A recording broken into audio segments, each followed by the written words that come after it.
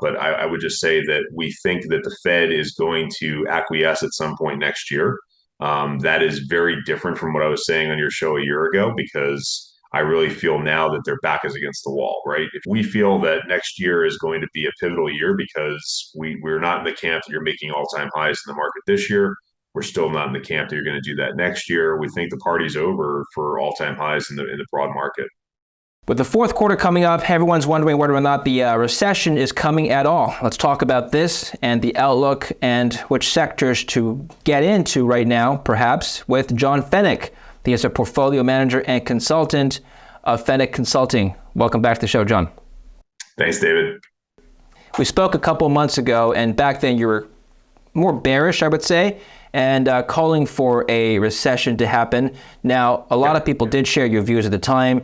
Jerome Powell certainly did not agree with this outlook. His own staff early in the year projected a mild recession by the end of the year. I believe they've retracted that stance. And now I think the Federal Reserve is projecting a soft landing. If you look at the dot plots, they're not expecting a cut by any time soon. Now, what's your stance? Do you agree? So we had said on your show last year that the recession would take place probably by late summer of this year, and we pulled that back in May of this year. We were incorrect.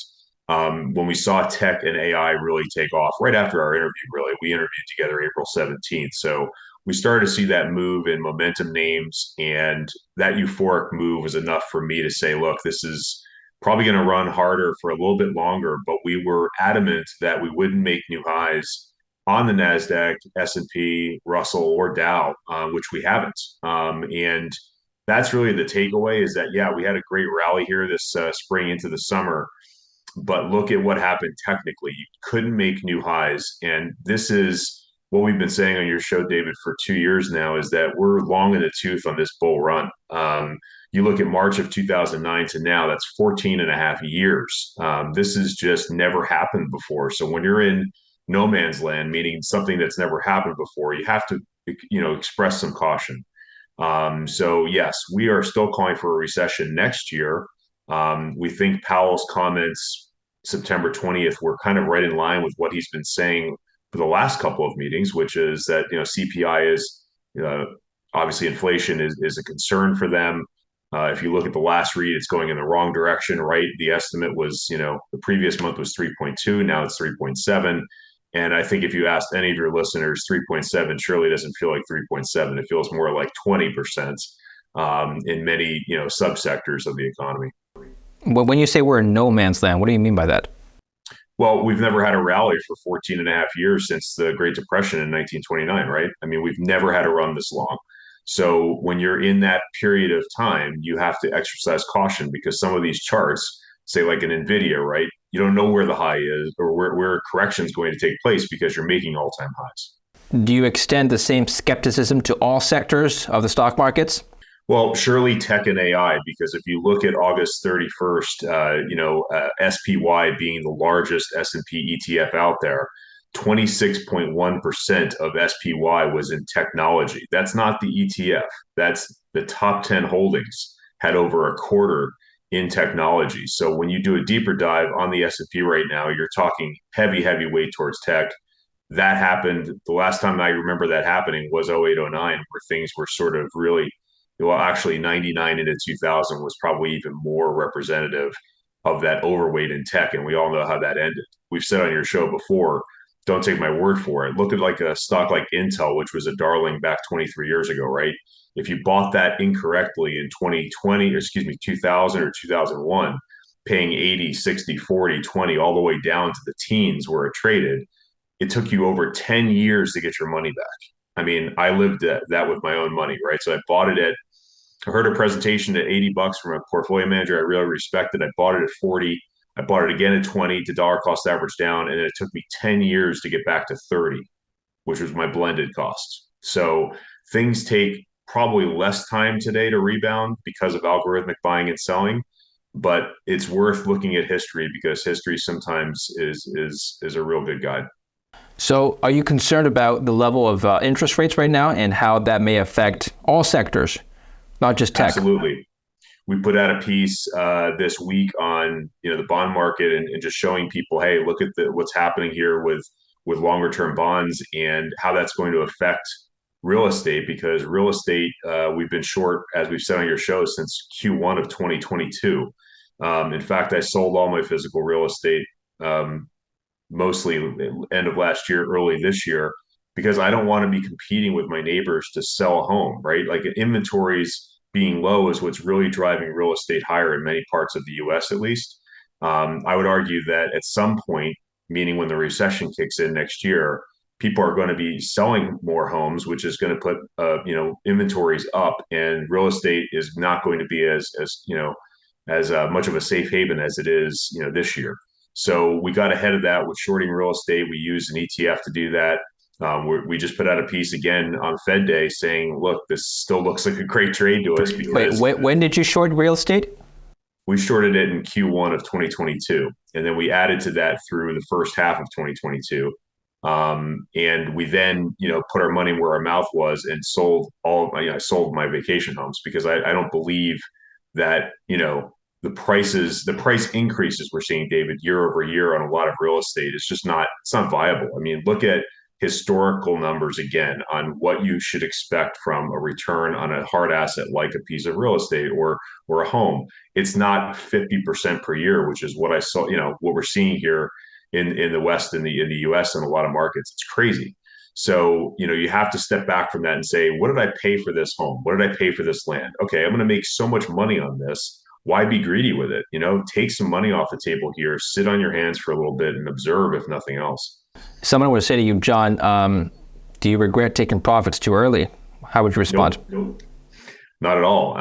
I mean, I'm deploying that capital right now into very cheap energy and mining stocks. So I'm doing really well with that capital because, again, if I'm making 30 to 40 to 50% a year on my home just by holding a home, I think I can outperform that in my portfolio. I've been wrong this year so far. But I think that, into next year, when people start to see that, the mining sector, for example, is just so cheap versus other sectors of the market, we're going to see an influx of cash there. Just one more point about real estate. Are you surprised that not everybody is selling real estate? Presumably people who bought prior to the pandemic have all made money on paper, but not everyone's cashing out. Why? Well, I will say that I rented one of my homes for pretty much all of 2021 and 2022 at extremely high rates through Airbnb and VRBO and other sites, right? But now you're seeing Airbnb crack down, or excuse me, people cracking down on Airbnb like New York City, right? I don't know if you noticed, but as of December 1st, there's all sorts of new rules going in New York City with regards to Airbnb and VRBO, and that is supposed to spread to Europe next year in markets like Paris and London. I don't have them memorized, so I don't want to really go into it, but people can Google search it. It basically is requiring landlords to be there either on the premises for 30 days or the rental has to be like a longer term rental because So so it's making many. it more difficult to lend it out for Airbnb, is what you're saying. Absolutely, like 2 to 7 day stays are not going to happen anymore, right? So like that's problematic because you can make so much money, right? If there's a conference or a festival or whatever.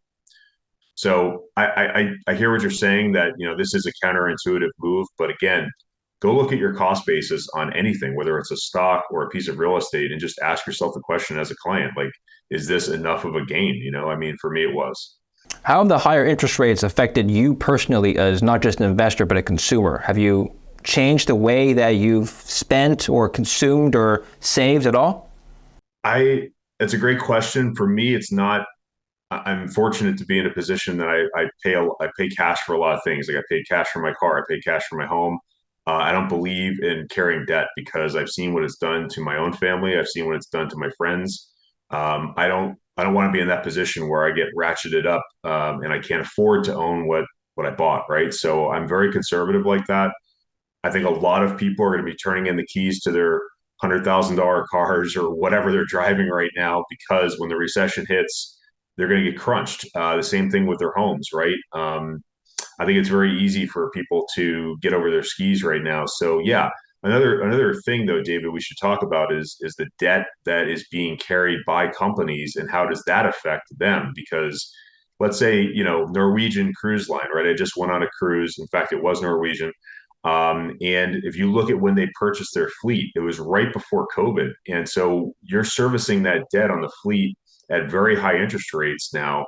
How is that going to impact your bottom line? I mean, just look at the stock price. It tells you what's happening. It's under pressure, right? Because people are looking at that and saying, will this company make it? Will there be enough revenues to generate, to overcome the cost of carrying this debt? And so when we buy stocks, we don't buy stocks with debt much at all because that debt can be a killer to the bottom line. You mentioned the mining sector. So let's talk about that briefly. Now, Sure. mining stocks, particularly gold mining stocks, we have to compare apples to apples here. Gold mining stocks underperformed the gold bullion this year. The GDX and GDXJ, its junior counterpart, not only underperformed the S&P 500, but underperformed gold. Can we comment on exactly why that happened? So I think part of that can be explained by the thing we talked about on your last show in April, which was the financial crisis in March, right? We saw a large influx into gold as a safe haven after those bankruptcies in March. And that doesn't mean people go clamoring for gold stocks because stocks have risk, and so just because you're an equity in that subsector of the commodities world doesn't mean that you're going to have an exponential return. So um, I would argue that there's a lot of value in gold stocks versus the price of gold right now. With gold trading at 1925, we are not an owner of gold at all. We own zero. And we own a ton of gold stocks because to me, if gold goes from 1925 to 2000, I make what, 3, 4, 5%. I'm not interested.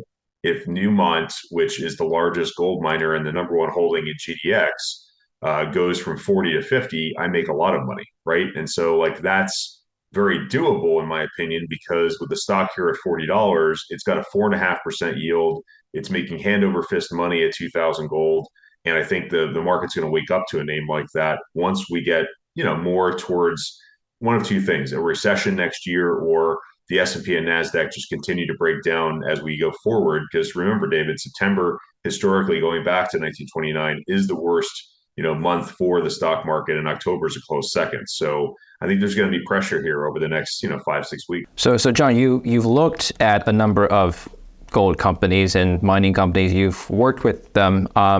You've invested in them. Now, again, going back to the relative performance to gold, gold is slightly up, flat, but slightly up on the year. It's gone up and then down. The stock markets have gone up. My only explanation for the underperformance from my perspective, and please correct me if I'm wrong, is that some of these companies or the sector overall is perhaps mismanaging costs. Is that true from your perspective? Are you seeing any evidence of that? I'm definitely seeing evidence of that. I think in mining, you always have companies, that are going to make a wrong turn and try to fix it, hopefully. But I think the biggest pressure I've seen, David, is really not at the company level this year or last year. It's more that inflation is causing higher capex at the pre-feasibility level, which is an advanced level for a mining company, right? So when you put out a pre-feasibility study, you're basically saying this is a much more accurate representation of what we think the mine plan will look like, right? And that has the costs of that plan have gone up exponentially because of COVID, and then the follow through after COVID of commodities prices just being higher, right? So when you thought, pre-COVID, I could build this mine for X, well, now you're building it for Y, and investors are just throwing stock out the window because they're like, well, wait a minute, this, you could build this for 100 billion, but if now it's 250 million, where are you getting 250 million in this market?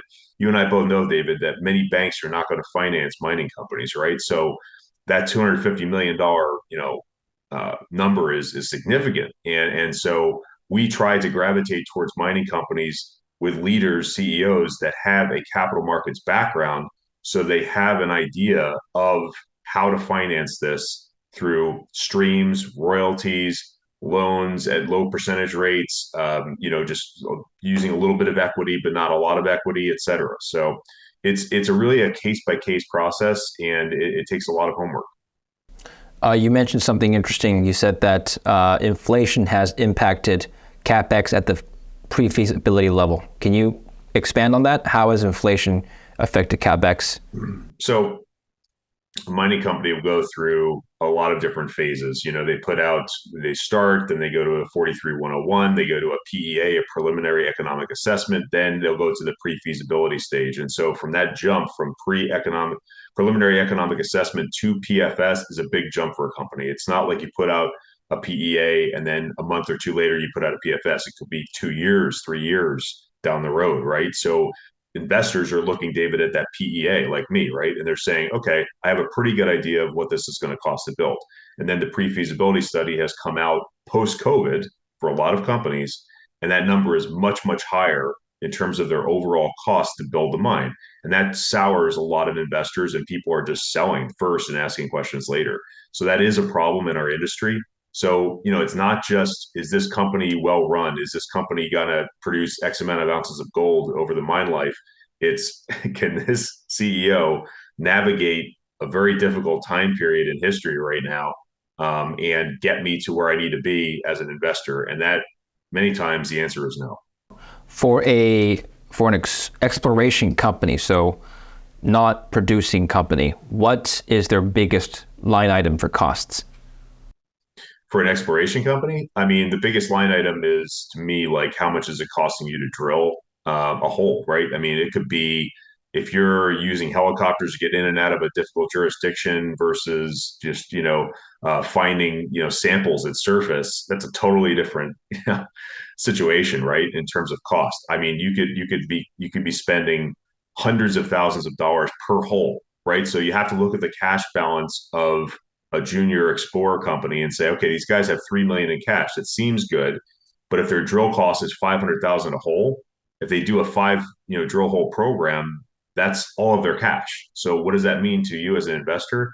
It means that that company is going to dilute again down the road, as you've seen, David, right? Like they go and they do another capital raise, and if those five holes didn't really produce much, or the market kind of shrugged it off, that's where a lot of exploration companies are right now. They've put out what they think are really good results. I think they're good results in many cases, but the market sort of just shrugs their shoulders and says, show me more. And then they have to go raise more money to show them more. So it's a capital intensive business, but it's also just a wonderful business if you understand the risks involved and can look at a chart. I interviewed Cartier Resources yesterday, ECRFF, and the stock has gone from over 30 cents US to where I interviewed him yesterday at 5.5 cents, right? And this is a project with 2.4 million ounces of gold in the ground. They've expanded their strike by 40 kilometers by buying a huge piece of land from O3 last year. There's a lot of exploration potential there. And they've managed costs pretty well. They actually do have a $3 million cash balance, and they've stopped drilling, David, right now because they said, the market's not rewarding us for results. So why are we going to continue to put out results? I think that's very prudent. Let's talk about the big miners now, the producing mines. So the Barricks, the Newmonts of the world have has the increase of the oil price affected their bottom line, or will it? It will. You probably saw the news today with Russia and what they're doing with exports of fuel. We've talked about that on your show as well. Like Russia, ever since this war started in February of 2022, we have been on your show and every other show saying, watch Russia to put to play with their exports of commodities that they have a strength in, oil being one. And it will increase the costs of producing miners. Absolutely. I don't know though, David, that it's going to be a huge deal because, unless oil really gets out of control, and breaks out to really high prices. Because if you look at the all-in sustaining cost of the average producing miner out there, it's still pretty reasonable. Meaning, let's say 1,200 as a nice round number. Okay, if gold's at 1925, like I just said, you're making $725 an ounce margin. If you look back at the last big rally we had in mining stocks, which was, '09 to 2012, margins were way thinner then. It was like $200, $300 margins. Now it's 725 an ounce margins. And I'm in the camp that you're going to make an all-time high in gold next year, which, for me is saying something because I'm very measured about my, predictions and thoughts. But I do think that we're just seeing too many reasons now that people want to own gold. And if you get to 2100 gold, which would be, the all-time high roughly, that would mean $900 an ounce margins, and then these companies start to crank. Well, since you brought that up, let's talk about your all-time high gold call. Can you walk us through your thesis here, and then we can have a discussion? Yeah. So we said April on your interview then that the financial crisis was meaningful for us because, as you know, I spent my career in finance, and I think working at BlackRock, J.P. Morgan, Sprott, some of these places just show me that the activity we saw in March is not normal, and it's been surprising to me that we haven't seen follow through of other major companies going under because it all happened so fast, and investors were kind of left to wonder, was that just an aberration? To me, I think we're going to see more pressure in financials. Just to briefly scorecard myself, I mentioned three ideas last time. Wells Fargo at 44.10 was a short for us. It's trading about 41.50 right now. Santander was a short for us. SAN at 390. It's at 366. And then we used an ETF to short the financial sector, FAZ, which is not for everyone because it's triple shorts. We shorted that between 16 and 17. It's around 1845 right now. So all three trades, that we talked about on your show last time have made money. Have they made a lot of money? No. It's a way to hedge our, bets, right? So if we're going to spend most of our time in mining and energy, my financial background tells me, hey, this sector looks like it's in trouble. It's in the show me phase, right? And they did a decent job of showing the market so far over the last, 6 months that this isn't collapsing on itself. But I will say that, let's have this kind of conversation a year from now in 2024 and see where those financials are. I still think there's a lot of pressure there. Getting back to the gold situation, I think that's one of the reasons, David, that I'm very bullish gold right now for higher prices into 2024 because when you look at the new client flow we received at our firm in April and May, it was like all-time highs. People are coming to us from all sectors of the market saying, okay, I've watched your show 3 to 6 months. I get it now because I'm really worried about my core money, which is usually for a client in their 401k, right? And the 401k plans aren't the best menus out there. They have international funds, NASDAQ funds, S&P funds, but that's all broad market stuff. So how do you diversify away from the broad market? You do that through things that zig when the market zags, like commodities. But okay, so maybe walk us through the logic of holding gold in today's environment here. So inflation is still higher than the Fed's 2% target, of course, but it's been coming down. At least that's what the data shows. Interest rates are higher, and we know there's a inverse relationship between interest in gold and interest in competing treasury assets that generate a yield. We haven't seen a huge stock market correction just yet, so there's not a lot of volatility. A recession hasn't officially hit. I'm just trying to understand the logic of holding gold right now. Yeah. Sure. So our thesis, maybe incorrect, is that we're close to the end, right, of this interest rate cycle. I know Powell just said, hey, look, we mean business and all this, but how much business can they mean when you've already raised that much, right? Like we think another quarter point between now and January is very possible and on the rate hike side. Because if you looked at what was said on September 20th, there were 12 members that said we would like to see another hike by year end and 7 that said no. So that's possible. But then look at 2024. Look at the dot plot. What is it showing you? It's not showing massive hikes going forward. That's bullish gold. And as you know, David, the market is forward looking. So that's why we're bullish gold, is that we think we're close to the end here. You have a conference coming up around battery metals. So critical metals are all the talk right now. What's your take on the thesis around critical metals is my question. It's a very broad topic, a lot of metals to go over. What are your favorites?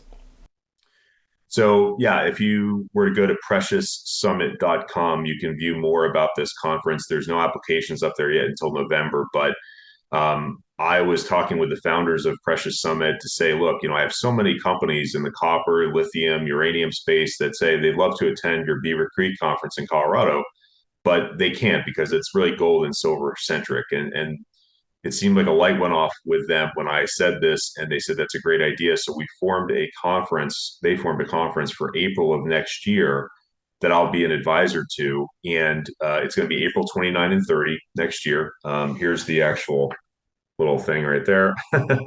So it's it's exciting for me because I'm from Washington, D.C. in that area, and I have a lot of retail clients that I'll be bringing there, both as financial advisors and high net worth retail. So one of the biggest, excuse me, the one of the biggest complaints I get from companies, David, is that we keep attending these conferences, paying all this money, and we're seeing the same people kind of over and over again. So I wanted to select a market that was unique to mining. There hasn't been a mining conference in that market for a very long time, and it's kind of nestled between PDAC and the summertime. So we are excited about that. We think we had the first Energy Transition Day Precious Metals Summit had on September 12th in Colorado last week. I was a speaker there, thankfully, and we talked about things like copper and palladium and nickel and platinum and all of these critical minerals and how they're going to take how the world is going to embrace these things as we go forward. And we mentioned a couple of different ETFs and equities that you could play for those kind of themes. Is the Fed going to kill demand for these metals? So copper would be under pressure because copper is known as an industrial metal, right? Something like silver, however, is like 50-50, almost right on the nose. And I would argue that silver will start acting as a precious metal next year if we were to see, a real sell-off in the markets and a recession kick in. I don't agree with some that say silver is just going to get tanked because silver has already tanked. If you look at the gold to silver ratio as we sit here on this interview, it's 82 to 1, almost on the nose. And so when you get to 90, it's almost always a buy going back, to 1980. Silver has only done that, I think, 4 or 5 times. Every single time it was a buy. So a pretty high, batting average there. But yes, you're going to see some pressure on industrial demand. Absolutely. I mean, if that were to occur, I just don't know how much because we don't really predict like more than 6 to 12 months out. Okay, so before we get into a few of your preferred stock picks, your broad view for the markets then. So I know the S&P has been driven up by the Magnificent Seven, notwithstanding their performance, which we commented on earlier. What is your broad outlook for the stock markets next year, given the macro that we've discussed so far? Yeah. So again, I don't really put stuff out there more than 6 months out, but I would just say that we think that the Fed is going to acquiesce at some point next year. That is very different from what I was saying on your show a year ago, because I really feel now that their back is against the wall, right? If you looked at Powell, and I do watch his comments very carefully at 2:30 Eastern every Fed meeting, he's starting to look a little bit like he doesn't have a lot of tricks in his tool bag, at this point. And so that's a very different Fed than we saw last year. And so next year, I think the Fed will pause many times and eventually start cutting. And when that first cut comes in, to me, that's a huge catalyst to just start buying things that are going to do well in that kind of environment, right? Where rates are starting to move the other way. So we feel that next year is going to be a pivotal year because we're not in the camp that you're making all-time highs in the market this year. We're still not in the camp that you're going to do that next year. We think the party's over for all-time highs in the broad market. All right. Well, thank you very much, John. I appreciate it. Where can we learn more about your consulting services and your work? It's on fenneckconsulting.com. We, have if you select the mining report there, you'll get what's called our real-time mining updates, and that includes macro. So, Fed meeting comes out, this week. We're literally emailing you within minutes of what our take is, not only for the broad market, but for mining stocks or energy stocks, because the Fed to us is very relevant, right? We also do that for non-farm payrolls, for GDP, for CPI, things that are going to move our sectors. We want to be able to report on that on a real-time basis, which is a lot of work. But I also will tell you that if you're starting out, listening to David's show and you don't have a lot of capital, just feel free to email me or contact me through the website, because we try to work with people. We think right now is the time to get invested in these type of sectors, and we'll try to work with you. Excellent. Well, thank you very much, John. Appreciate your time, and don't forget to follow John in the links in the description down below. Thank you again. Thank you, David. Thank you for watching. Don't forget to subscribe and like this video.